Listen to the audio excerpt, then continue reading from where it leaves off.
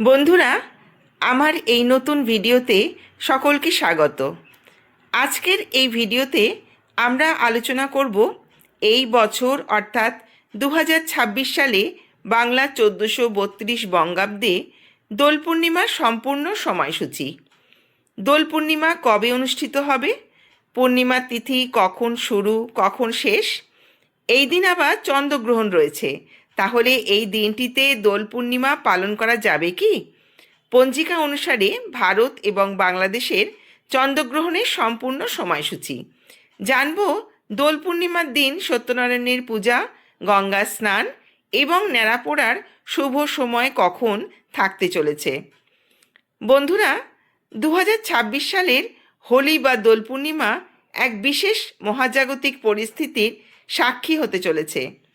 আগামী 3রা মার্চ 2026 মঙ্গলবার যখন রঙের উৎসব পালিত হবে, ঠিক সেই দিন আকাশে দেখা যাবে বছরের প্রথম চন্দ্রগ্রহণ। এই বছর হোলি বা দোল পূর্ণিমা নিয়ে সকলের মনে অনেক প্রশ্ন রয়েছে। চলুন জেনে নিই এই বছর 2026 বাংলা 1432 বঙ্গাব্দে দোল পূর্ণিমার সম্পূর্ণ সময়সূচি পঞ্জিকা অনুসারে দোল পূর্ণিমা কবে অনুষ্ঠিত হবে, 3রা নাকি 4ঠা মার্চ।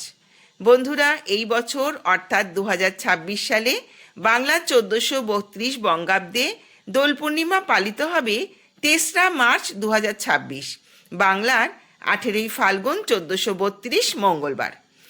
পূর্ণিমা তিথি শুরু হবে 2রা মার্চ 2026, বাংলার 17ই ফাল্গুন 1432 সোমবার সন্ধে 5:44।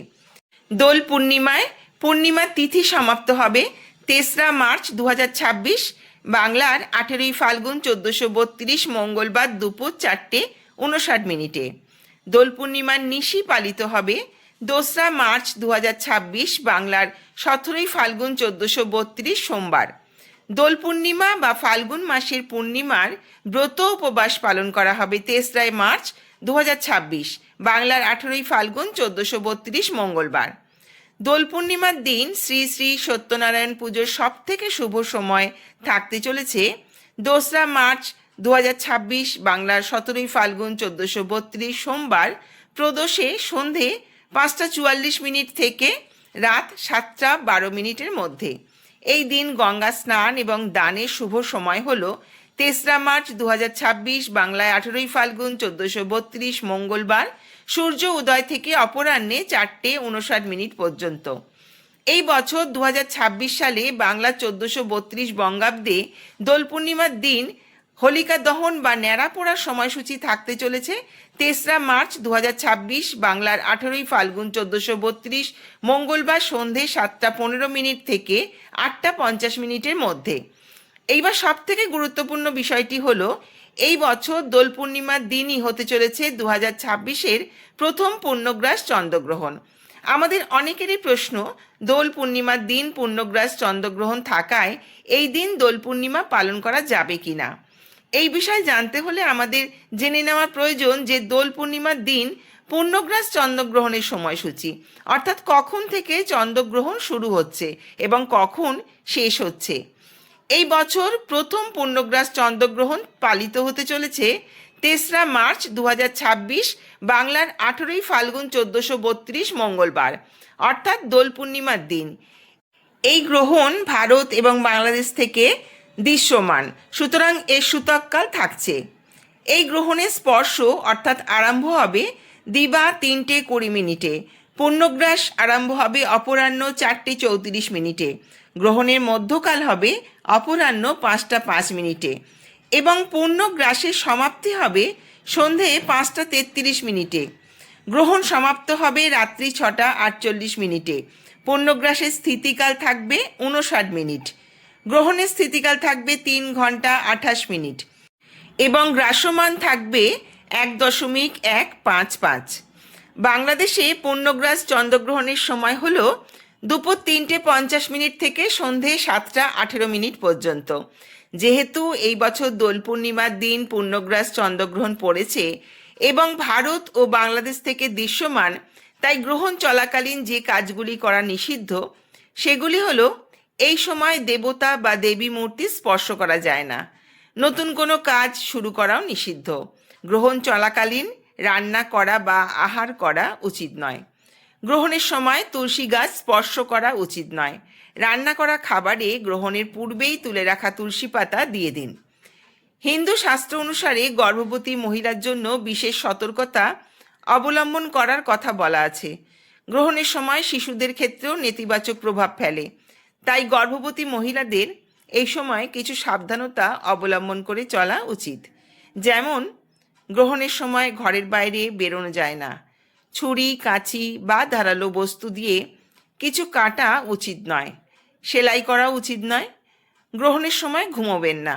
পরিবর্তে গ্রহণ চলাকালীন সময় ইষ্টমন্ত্র জপ করা উচিত। জ্যোতিষ ও শাস্ত্রীয় মতে যেহেতু গ্রহণের সময়টা শুভ কাজ বা উৎসবের জন্য অশুভ, তাই গ্রহণের পূর্বে বা গ্রহণের পরে দোল খেলা যেতে পারে। গ্রহণ শেষ হলে বাড়ি থেকে নেতিবাচকতা দূর করার জন্য কিছু নিয়ম মেনে চলা অবশ্যই কর্তব্য।